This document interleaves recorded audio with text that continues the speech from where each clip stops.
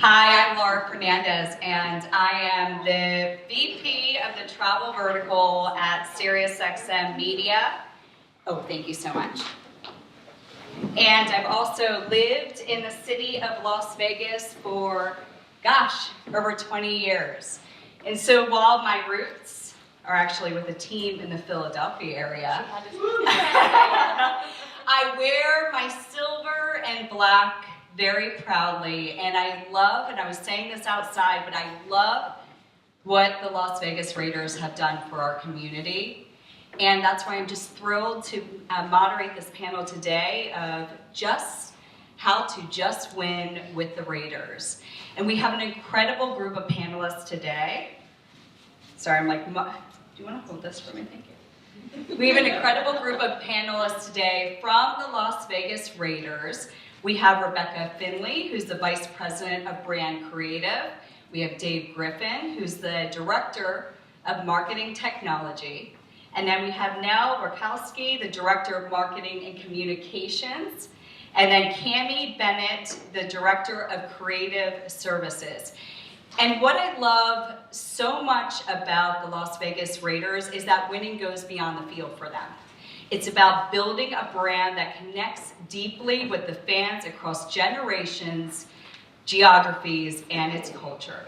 As the team embraces its new home in Las Vegas, the challenge has been balancing the rich traditions of Raider Nation with innovative strategy to engage a global, diverse audience.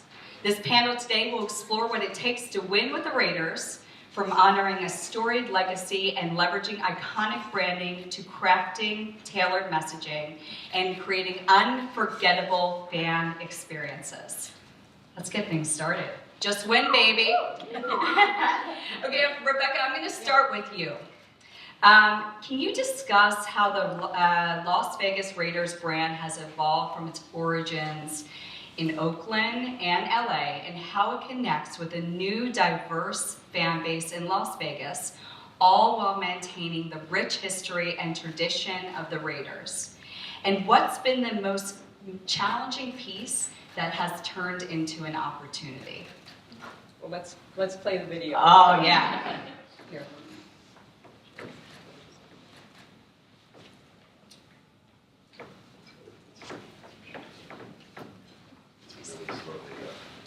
Dun, dun, dun.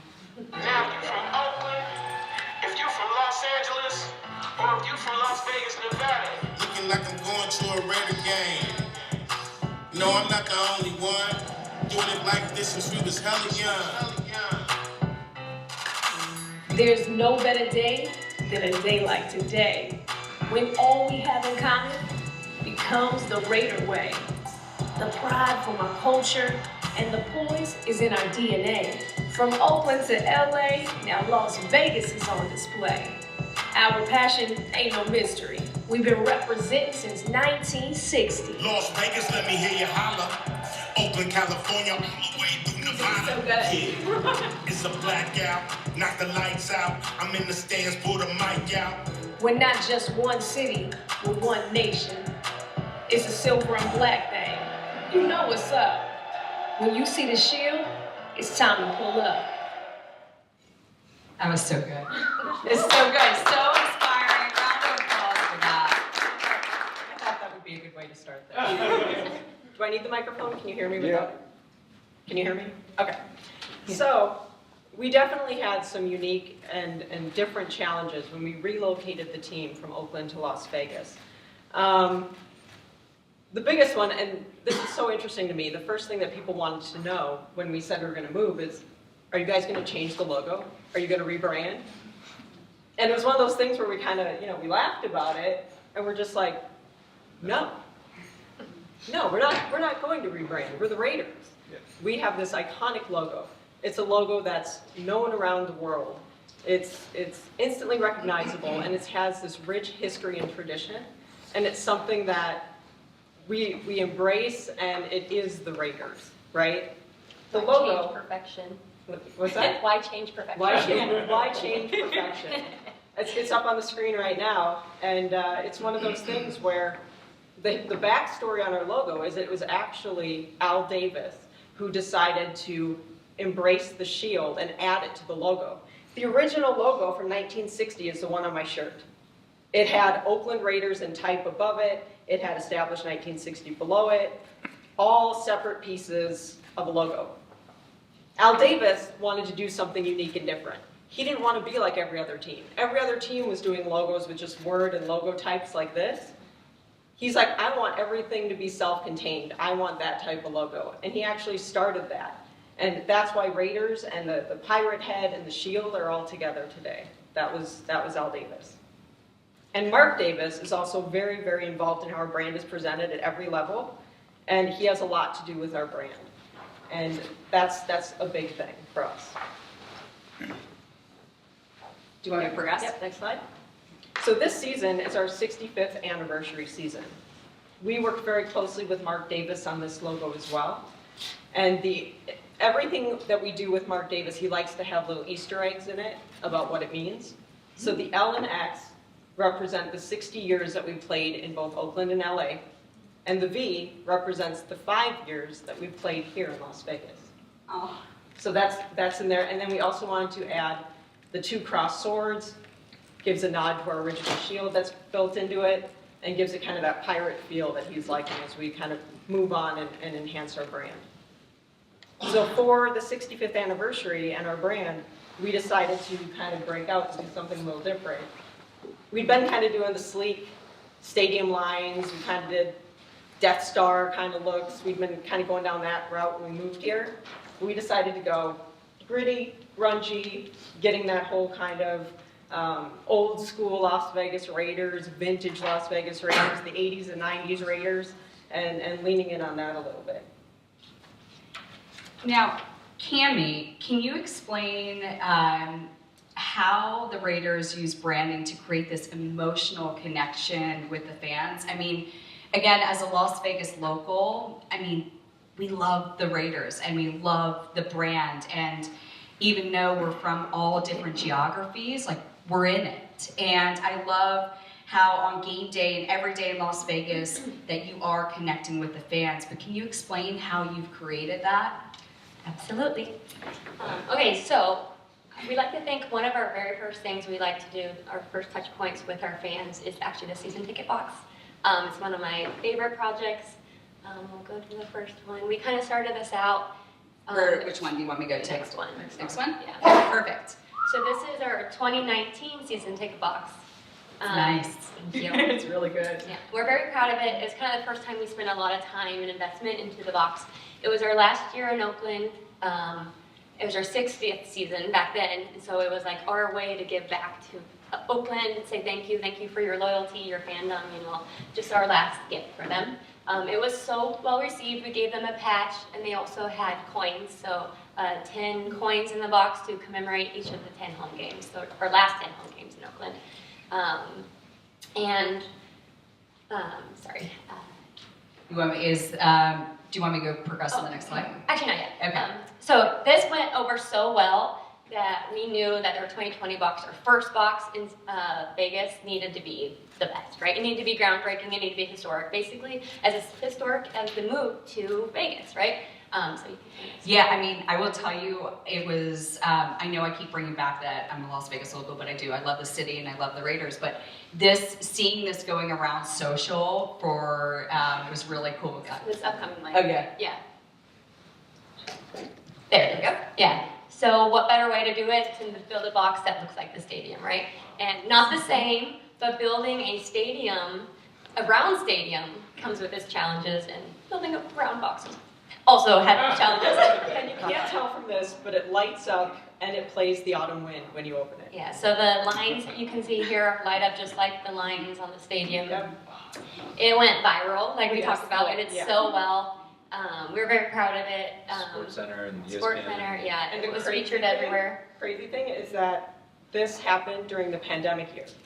And so these tickets went out and nobody could use them because our first year playing in Las Vegas, we didn't let fans into the stadium for health and safety concerns. But it was nice that at least we had a gift for Yes. them. You know, they Yes. weren't able to go to the game. You know, we've been talking it up for years and years now about playing in Vegas, and we weren't even able to the first year. So that was a bummer, but at least they had a little commemorative box to like look for and post about, and had a big unboxing ceremony. It was very fun. May I ask, did you do this in-house or did you outsource the build of all of this? We outsourced it. Yeah, that's incredible. But we led the direction. One thing I love too was the tickets, which I'm sure with the art collection in the stadium's something that's really cool if you haven't had a chance to check it out. But yeah, so each ticket is a local artist. They got to do their ideation, like what it meant for the Las Vegas Raiders to be moving here. So it was all local artists too. It was very cool. Yeah, so this was supposed to be for us like one and done. This was going to be our big investment, our big thing for our fans. But then Mark Davis, and he was part of this, like she talked about from the beginning. He spearheaded basically both of these boxes, and he was like, "No, we got to do it every year like this. We got to beat He's like, this." "This is great." Yeah, and we're like, "We built this to not be able to beat it, right? Like nobody can beat it." So we're like, "Okay, so how do we do this?" So you can go to the next one. So we ended up doing a 3-year campaign to feature all of our 30 Hall of Famers. So they are each featured on a ticket. It also lights up and also plays the autumn wind and has their little Hall of Fame plaques on there. And you can pull that out and hang it up in your office somewhere or on the wall. Mark Davis said from the beginning, you're getting more than just a football team. You're getting a community. And this, for us, for our new fans here to understand the history and the champions that we're bringing to the city too was really important. So the tickets are actually trading cards. You can rip them off. You can, collect them. And they have their whole bios on the back and everything as well. So. Yeah, and then this last year, we're really proud of this one. To Rebecca's point, we were trying to really, I kept telling in the meetings, I was like, I want to bring my dad's team, the Raiders, back. Like, we've been doing Ben Sleek Stadium, but I was like, my dad talks about the Raiders, like the 70s, the 80s Raiders, like, I want to visually, I want to visually show that. And how do we do that? And what better way to like really get behind like the pirate theme and grittiness? And so their first thing, they got I guess it was July now, season ticket box. That was the treasure box with their tickets inside. So we're really proud of that too. Also never really been done before. Once again, the round box that we just keep coming back to. You open it. It is a treasure map with all the different stadiums that we've ever played at, or home stadiums. Yeah. And then the tickets, we have some of our 10 most memorable fans, a lot of Black Hole members on there. First time in Raiders history we've ever had fans on the tickets, so we're very excited about that too. And that's why the fans love you all so much, is that you incorporate the fans and we went experience. by the one slide with the Black Hole members on it, and some of our fans from a fan photo shoot, if we can go back. Yeah, so this was a fan photo shoot that we did, and we are trying really, really hard to incorporate our fans. I think there's something so special about our fan base, and I think the Black Hole as well. It's one of those things, when I started with the Raiders, I moved here from Minnesota. We have the Vikings in Minnesota. It's like a lot of purple. You got some horns on helmets and blonde braids. Pales in comparison to the Raiders, right? So this opportunity came up, and I was like, the Raiders? All right, let's and you look it up, and you read the articles, and an article I found was ESPN on Black Hole. And that article was like, these are doctors and lawyers, but you know what, on game day, they're the violators. They're Gorilla. They put on personas and costumes and characters, and they go all in, and they're the most passionate fans. They wear spikes, they wear skulls, they wear chains. They're super, super from the outside intimidating, but you know what? All the fans I met when I went to my first game at Oakland Coliseum. Nicest people in the world. Nicest people in the world. I wasn't sure what to expect. I was scared. They will growl at you on game I didn't know what day. to expect. I'm from Minnesota. I'm in Oakland for the first time. I'm going here. I'm looking around. Nicest people. Yeah.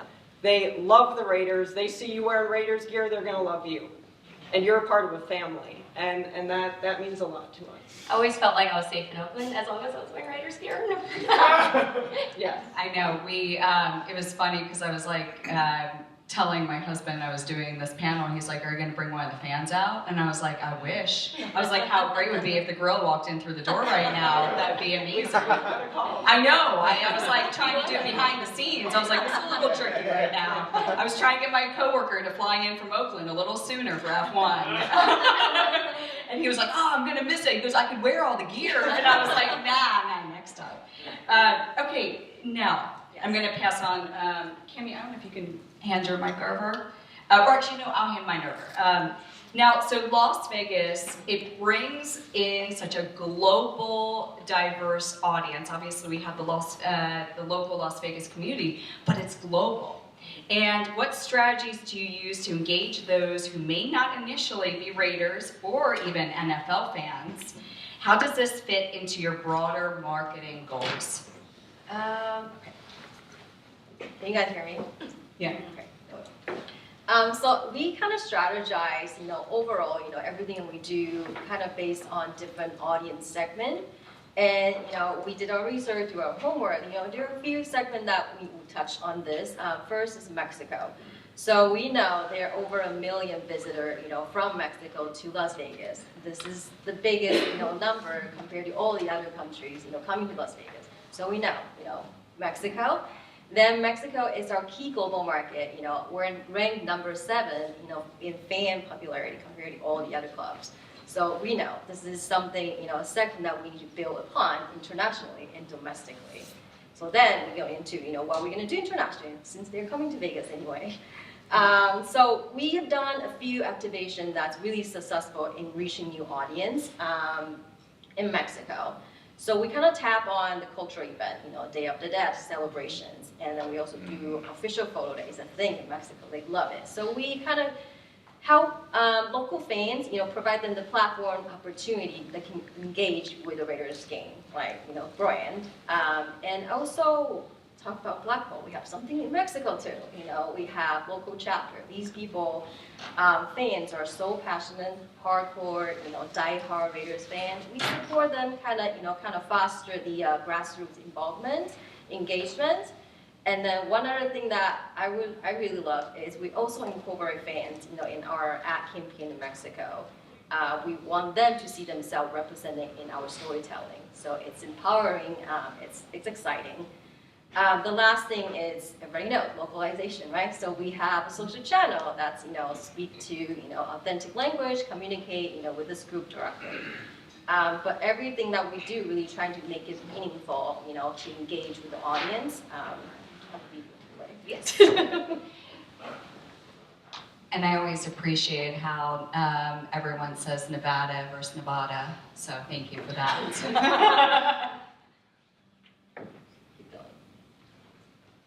I'm sorry that I wasn't...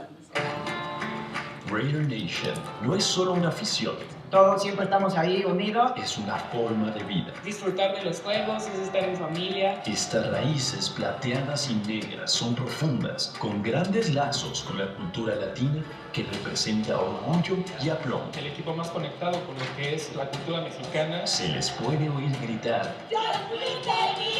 Esas palabras resuenan a través de las fronteras y las regiones, a lo largo del continente americano. Nosotros estamos unidos en el compromiso con la excelencia, dándoles la bienvenida a nuestra casa en Las Vegas. La organización de los Raiders reconoce con orgullo el mes de la herencia hispana. ¡Para la raza! Eres parte de la comunidad plateada y negra. Ganes, pierdas o empates. El espíritu de lucha que constantemente tiene el equipo para salir adelante. Nuestros leales aficionados se mantienen fuertes en Las Vegas, pase lo que pase. ¡La familia!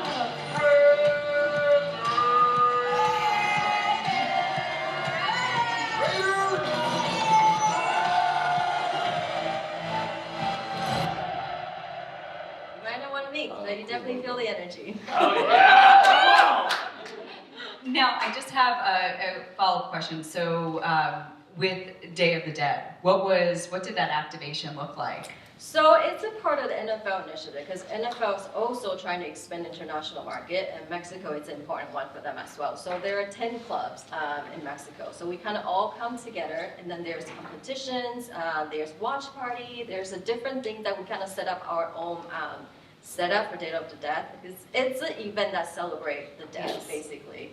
But to make it cultural, appropriate. Yes. So we kind of work with influencers as well. Jimena, she's a huge TV personality in Mexico, and she dressed up as our Catalina, and we won the contest actually. So yes. Congratulations! Yeah, I wish I had a photo in there. I didn't think of that, but it was great. And then our fans are so excited, and we actually invited the local chapter, like the heads of local chapters, so for them to kind of help us, also serve as an ambassador, promote the Raider brands in Mexico. Awesome. Okay, Dave. How do you keep the Raiders brand relevant in digital spaces like social media and virtual events? And now, are there any upcoming initiatives that you're really pumped about? Yeah, for me, it's the mobile app. That's something that I've worked closely on since 2017, in Oakland, all the way to bringing it here with the new stadium. And, that channel, platform just becomes this vital place for our communities, people that aren't in Vegas, whether that's Oakland or LA or elsewhere, to come to this central point, and it's either a communication channel, place for these interactive experiences, all of our live streams, press conferences, things like that. But we're hoping the new initiative is to try to bridge that digital and physical space. So we've done some things, in the stadium.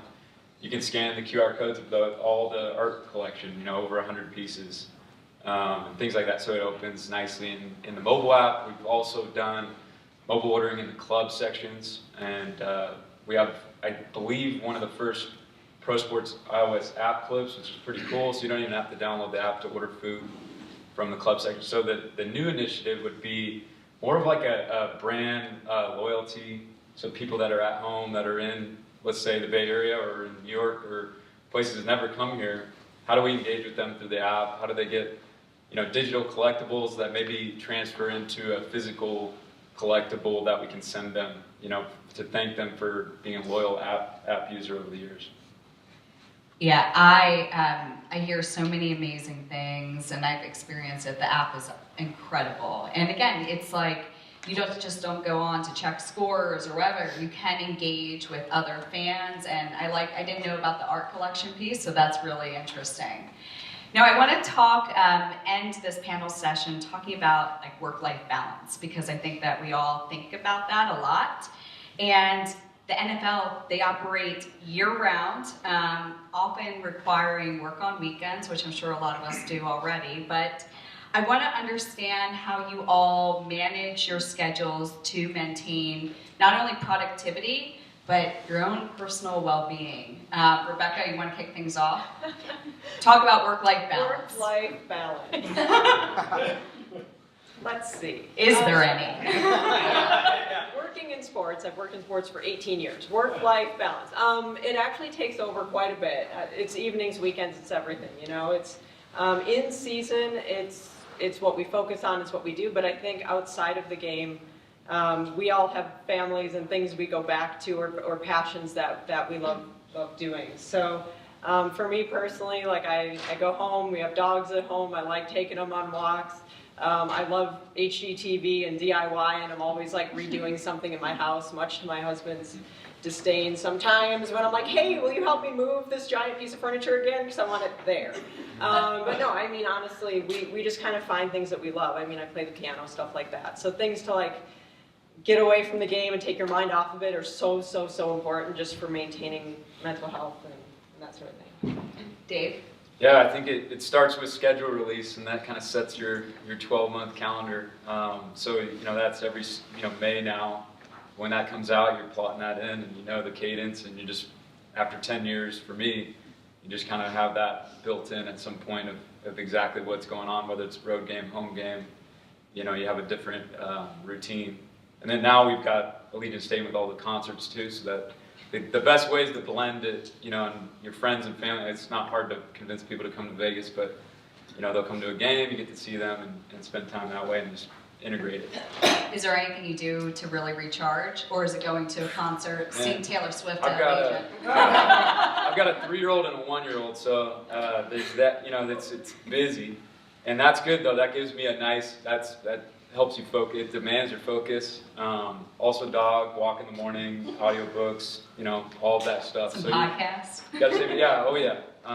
So yeah, you gotta love it, and I think that's the nice part is that you go into every game day, you go in and that's enjoyable just to see the excitement, and so it's not all that hard when you love what you're doing. Cami, how do you maintain it all?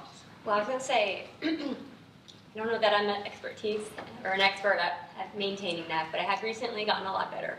And how I started doing that was scheduling. I know myself, I need to go to the gym. That's like really important to me, and that is my mental health. So I started scheduling classes that got me out of the office at a certain time, or else I could be there all night. So making sure I make it to the gym all the time has been a huge help for me. And once I get there and I leave the gym, I'm like, you know what? I can get to that work tomorrow. Nobody's, we're not doctors. We got to remember that too. Like nobody's gonna die. So, and also, I know we're not saving lives. It feels like it sometimes, but at the end of the day, it is a game. We have so much fun. We're so lucky to work for. It's because we're so passionate about it, right? We all love working for the Raiders, and so we put our heart and soul in it. But have to be careful of burnout. So it is really important to find that time. And also, I have to say this too. I have to schedule trips too. So that is my travel. As long as I have a trip planned, I can power through. So. What was the latest night that you had? Or should I say an all-nighter? I can't. We can't talk about that. I'll get yelled at. My mom's over there. No, what about you? I love what I do. I always enjoy working, and then we are so privileged working in a sports, a team that it's a lot of people's dream job. So I think we all enjoy what we do. And outside of work, I have another full-time job, which is parents, right? Being a parent. So that's like keep me occupied, 24/7. Outside of that, I'm on the couch all the time. So. Is there anything that you're binging right now? Anything like crime documentary on Netflix, that's gonna help me release a little stress. May I just, does anyone calendar block your time? Yep. I feel like that always eases my stress, is just getting everything blocked out. But well, this has been an incredible conversation and really special for me living in Las Vegas. And I think every one of my friends in Las Vegas was really thrilled. They're not here though, I guess because it's 10:15 in the morning, I don't know. But they were all really pumped, and they were like, can we go to Raiders games now? And I'm like, no, we're not doing this. But everyone was really pumped. And again, you have brought so much to this community, and you have, I know it was challenging coming into the city because it's such a diverse population, and we have so many different people from all over the world that are in the city. But I will tell you, it makes me very emotional about what you've done for this community, and I love the Las Vegas Raiders very much, again, being from maybe another location and another fan somewhere else. But I wear it, silver and black. Go Raiders. Go Raiders. Go Raiders.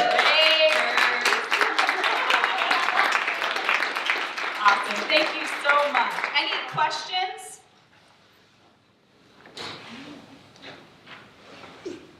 Have any of you been to Allegiant Stadium? Raise your hand if you've been to Allegiant Stadium.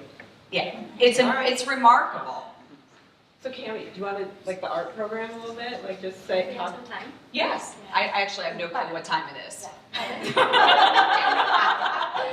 got one when you're done. Oh, yeah, go ahead. So we had Eric from the Golden Knights in yesterday, and he was talking about how Vegas, the Golden Knights, they're people's second favorite hockey team. Because I don't think so. That's what he was saying. Is we've kind of embraced that because people are coming in, they have their team, they're coming from Chicago. This is Vegas, very transient, but they love the Golden Knights as their second team. So, question is, have you seen any of that from different? Your experience right here. Yeah. Have you seen a lot of that traction from different consumers coming from across the U.S. and having the Raiders as their second favorite team now that you moved to Vegas? And my second question is, how have you worked with other organizations in Vegas now that Vegas is blowing up on the sports side? I can get the first one. Yeah. I would say, actually, us being the second favorite team is a little more extreme for us than even the Golden Knights, I would say. Because I don't know that hockey had established itself as much in the desert, right? Yeah. As much as I think everybody, the NFL market's already very saturated. So I feel like us coming in, we got a little more pushback, I think, because Eagles fans are so, and I didn't say it. yeah, I didn't say it. That, she might have been born an Eagles fan, like that's hard to compete with that, right? Where we're asking the same thing. We want to be your local team. We want to be your favorite team. You can cheer for the Eagles, but we also want you to be part of this community that we're trying to build up. Because we love the city. Like Las Vegas locals love this city so much. So we do love the Raiders. They're a part of our city. I can build on that and answer the second question. So a part of it definitely is a unique challenge for us moving here, but our strategy-wise, it really is to kind of be involved in the community. Talking to the community, show them like what are we doing in the community. In a sense, kind of cultivate that fandom through that grassroots level. I think I lost my thought, but yeah. I kind of answered it. No, it's interesting because when we think about fan acquisition, and getting new fans too, having a team and moving your team to Vegas attracts a whole lot more folks. So maybe I'll reconsider my allegiance a little bit, and then they start getting to kind of being more of a fan. But what's interesting is now that Vegas is again blowing up with sports hubs, how is the Raiders? I mean, you're saying you're working with communities. How are you working with the Knights or F1 or the other big activations in sports organizations? Yeah, for sure. So outside the community, there's also an influencer that we kind of work with, kind of touch on different touch points through the brand extension. We're also recently kind of partnered with WWE because they have WrestleMania coming up, right? So there's also UFC. We work different sports, or entertainment groups, kind of like help us help you, kind of build our fandom, kind of cultivate that way. Our owner also owns the Aces and are right next door, so we're next door neighbors. Yeah. But I hear it all the time in the community, just people that have been a fan of a team all the time, and now because we're here, they're also supporting us. They're diving in deep now. Yeah.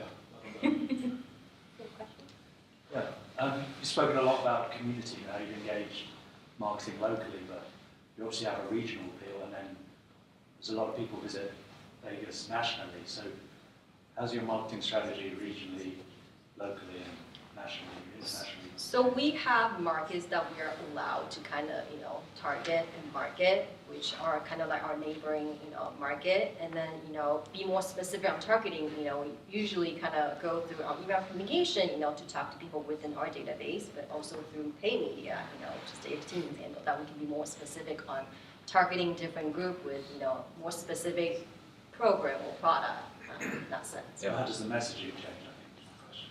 Well, it depends on what it is, right? So we have, like I just mentioned, we have extension, product program. There's youth development program, that's local. Then we talk to people, locally through the school, through our database. Then there's also, when we're trying to promote single tickets, that we promote through TV or through paid social, but really kind of just hone in on that fandom. We also leverage NFL, the marketing opportunity. We also go through that too. So really, it's different channel, different messaging, depending on what you're selling, essentially. And I could say through relocation, we did a lot with the mobile app. This is pre-geolocation sort of diminishing over the years, with the app tracking transparency and stuff like that. But at the time, we could reach our fans in the Bay Area, LA, or Vegas with a specific message so that we weren't, for example, we wanted to tell the story of the stadium, but being cautious of, Bay Area folks that were, sad to see us go. So we were sensitive to that. For those Bay Area folks that were sad to see you go, how sports tourism is massive across the board. I think Premier League is doing a really good job with it. How do you get those folks who may be from Oakland or Long Beach? How do you make sure that they know that experience that they are part of the nation if they come here for a game?